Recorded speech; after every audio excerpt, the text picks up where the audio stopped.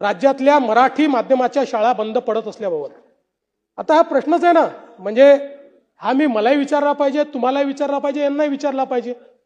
आपण सगळे आपल्या मुलांना इंग्रजी शाळेत शिकवतो आणि इथे आपण सगळे चर्चा करतो मराठी शाळा बंद पडतायत. हा प्रश्न आहे ना, याच्या पाठीमागे नुसतं आपली भावना असून फायदा नाहीये.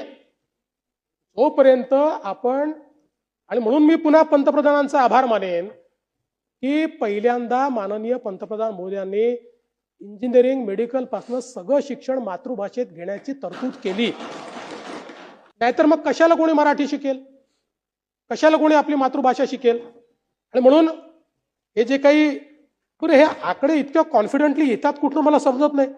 2000 मराठी शाळा बंद करणार, 65,000 मराठी शाळा बंद पडल्या, मी आकडेवारीच घेऊन आलोय. आता आपण जर बघितलं तर या ठिकाणी आपल्याकडे ज्या काही शाळा होत्या त्या शाळांचा जर आपण एक विचार केला तर त्या शाळा कुठेही बंद पडलेल्या मला दिसत नाही. मराठी शाळा थोड्या काही बंद पडल्या असतील, पण एकूण आपण जर बघितलं तर आजही आमच्याकडे 84% शाळा ज्या आहेत त्या मराठी माध्यमाच्या आहेत आणि या शाळांमध्ये एकूण 70% विद्यार्थी हे आमचे शिकतायत. जवळपास 16,000 शाळा त्यातल्या अर्थसहाय्यित आहेत, स्वयं अर्थसहाय्यित आहेत आणि इंग्रजी शाळा ज्या आहेत त्याच्यामध्ये 65 लाख विद्यार्थी या ठिकाणी शिकतायत.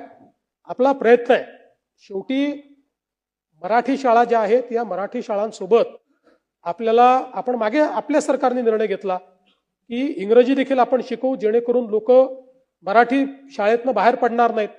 पण मी तुम्हाला एक सांगतो की थोडा जर प्रयत्न केला तर मागच्या काळात, आणि आता पुन्हा मी तुम्हाला दाखवून देईल, मागच्या काळामध्ये मला आठवतं 2017-18 साली याच सभागृहात मी सांगितलं होतं जवळपास 50,000 मुलं खाजगी शाळा सोडून जिल्हा परिषदेच्या शाळेत परत आली होती. त्यामुळे आपण जर आपल्या शाळांचा दर्जा नीट ठेवला तर आजही लोकांची आपल्या शाळेमध्ये येण्याची इच्छा आहे. पण हे जे काही 2000 मराठी शाळा बंद करणार, 65,000 मराठी शाळा बंद पडल्या वगैरे जी आकडेवारी आलेली आहे ही पूर्णपणे कपोल कल्पित अशा प्रकारची आकडेवारी आहे.